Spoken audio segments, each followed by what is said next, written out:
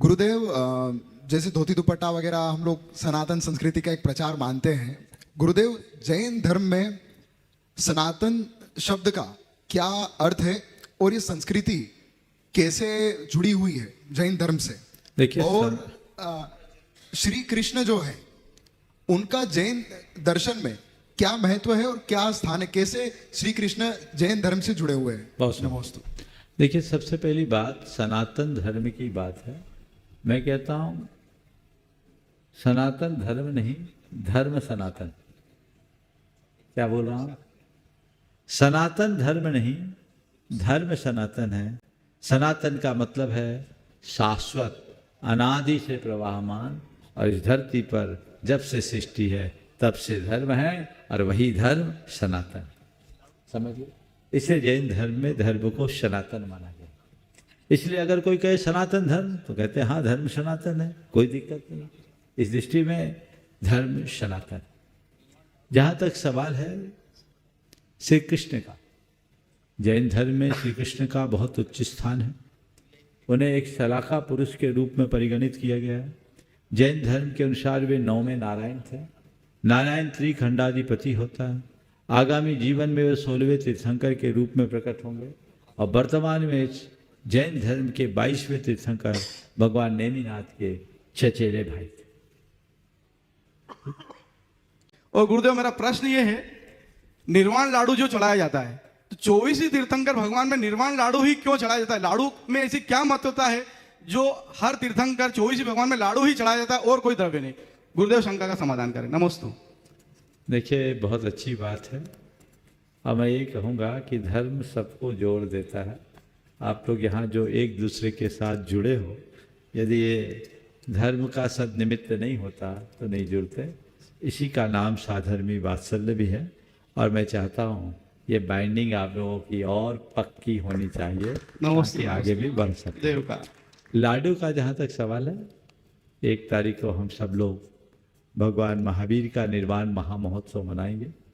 पूरे देश भर के लोग खूब उत्साह के साथ निर्वाण लाडू अर्पित करेंगे। यहाँ पर भी निर्वाण लाडू अर्पित किया जाएगा। और जब मुझसे कहा गया तो मैंने कहा कि हमारे चातुर्मास का निष्ठापन का भी कार्यक्रम है।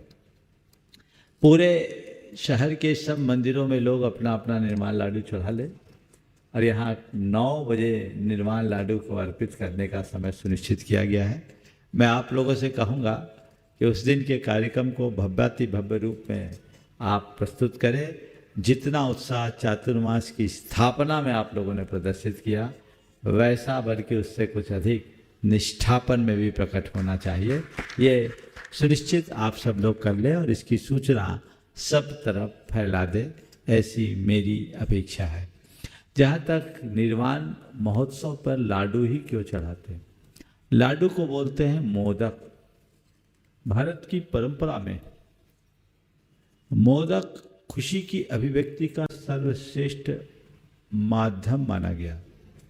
मोदक अर्पित कर दिया, अपने यहाँ कहते लड्डू खिलाओ, बोलते हैं ना, लड्डू बांटो। ये आजकल की बात अलग है कि लोगों ने बदल दिया चीज़ों को, अवधारणाएं बदल दी। अब तो ड्राई फ्रूट के पैकेट्स जाने लगे। लेकिन हमारी संस्कृति में पहले लोग लड्डू खाते थे, लड्डू बांटते थे और कहते थे मन के लड्डू मत खाओ। ये भी कहते थे। लड्डू का हमारी खुशी से बड़ा गहरा नाता था।